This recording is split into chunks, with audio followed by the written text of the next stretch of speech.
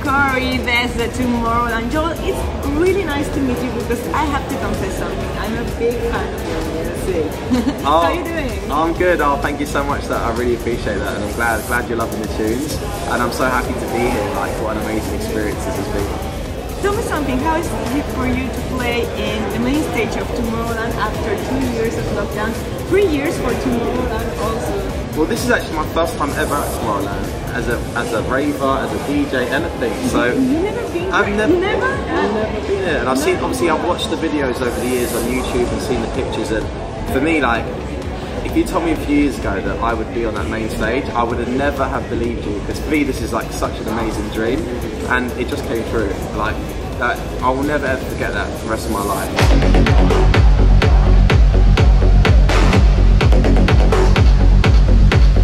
I recently heard one of your songs was included on Wimbledon playlist, the official Wimbledon playlist. Do you like tennis? Well, actually my dad is a tennis coach. Oh. So tennis is in my family, and I used to play a lot of tennis when I was younger. My dad used to coach me. So I haven't played in a while though, so I'm not very good anymore. I can still do a good backhand though, do you know what I mean? I've got a good backhand. Okay.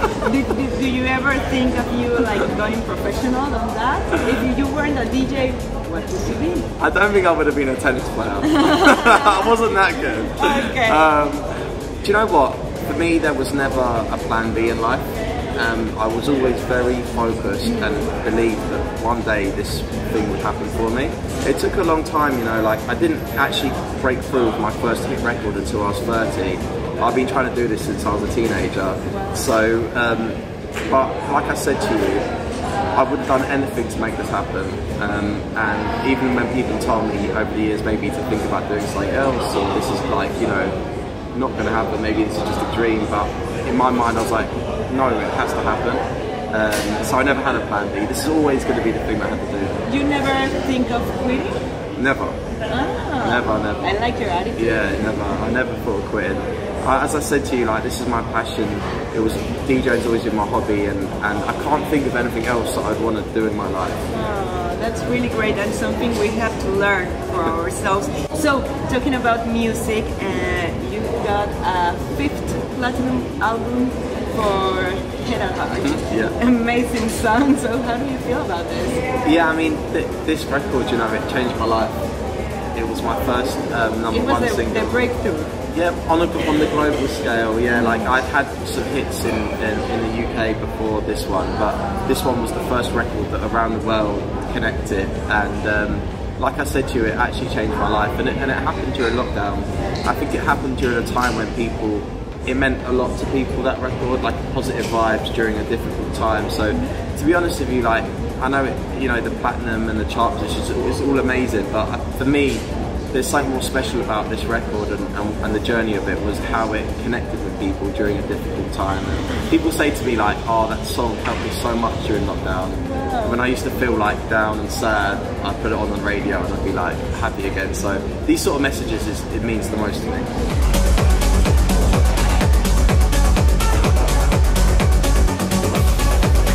Do you like to party? Well, you know what? It's funny. I was talking to my friend about this the other day.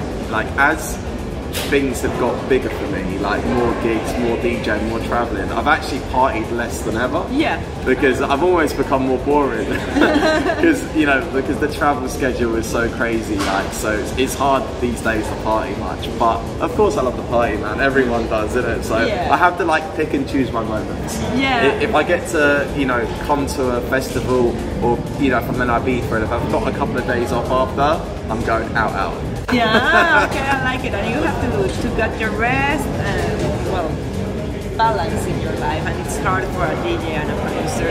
So I was looking at Spotify, like I said, I love your songs, and you have my favorite songs over there in the first places. What's your own favorite song between Bed, that is a really big hit also? What would you do? I mean, it's a lot. It's hard for me because people always say, what's your favourite song? And what I say back to them is, I don't have any children, right? But if I did, I could imagine it's like these records, because you know, I spend so much time working on them and living with them, and you become so attached to them. your heart and soul into making these records and getting them out and releasing them and playing them and promoting them. You know, every record is such a big project that there's like a lot of emotional attachment as well. So it's hard for me to say what my favourite one is because I don't want to choose. But obviously, you know, going back to Head and Heart, that was my first #1 single, and I did it with Emanike, who is a very good friend of mine now and a very special person, and I'm so honoured to be part of his journey. So of course, Head and Heart it's got to be up there with one of the biggest moments of my life. What would you do? What would you do? We're gonna play your first time. We wanna know your first time of different things. Okay, don't get scared. Okay. It's really easy. Okay. Let's see. Your first time. No, first thought of the day. So last night I was DJing at a festival at Benicassim and we did an all-nighter. So I left the stage at 4:30 AM and the flight to Belgium was 7 AM. So I think my first thought was I need some coffee. Yeah, I'm with you in that. Okay. Your first EDM song you ever listened? Wow, do you know what? I'm gonna go with DJ Sammy Heaven. Because I remember I had it on CD and I must have been like 12 and I loved that song, and I remember my mum got it for me for Christmas on CD. I remember it, and then yeah, that was my first favourite like dance record. If I told you I love you, babe, what would you do? Your first swear word, the first one you ever said. My first word? Yeah, do you remember? Oh my god, I can't, you'd have to ask my mum. Maybe mom. Maybe mum. Yeah, okay. The first concert you ever attended? It was 50 Cent in London. I was a massive, and I still am, I love 50 Cent. And I remembered every lyric on the album, so I listened to it so much that every song, it's a classic album.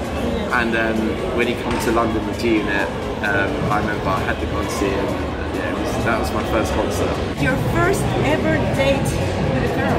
Ooh, first ever date. I think, oh god, I've got to go back. I'm trying to think of my first date. It would have been when I was at like school. I remember, oh my god, actually. I remember one day when I took a girl to the cinema, and my mum had to drop me off outside the cinema, and she had to come and pick me up at the end. And when we left the cinema, I wanted to kiss her, but my mum was waiting. So I was like really like nervous, and I was like, I can't do this. So I didn't end up kissing her because I didn't want my mum to see. 'Cause we got so much history. Here with you is where I'm meant to be. Joel, anything you want to say to all the people in Mexico, Latin America? Oh my god, look, honestly, that's one place in the world that I haven't gone and toured yet. I haven't been to South America. I've been to like Cancun and Mexico, but not properly. I haven't toured Mexico properly, and I am so, you know, wanting to do this. And I spoke to my agent, and we're saying that maybe later this year or early next year I'm going to do a South America tour, because I know the parties out there are the best in the world, and I know because of lockdown maybe we couldn't travel recently. But now, you know, the world's back to normal. I'm going to come to South America, and I can't wait, because I get so many comments on Instagram, you know, people in Brazil, Argentina, and they write so much stuff on my Instagram, and they're like, when are you coming? I'm like, hopefully soon. We hope so, and we want you in Mexico, please. I would love to come to Mexico, yeah, you know, I've been there on holiday a few times, and I love it out there, so yeah, hopefully I'll be back to Mexico soon. Okay, thank you so much for this little chat, y bueno, ya saben ustedes, suscríbanse, denle like, sigan a Joel Corry, sigan toda su música que está espectacular, y nos vemos en el siguiente video, ElectroLovers.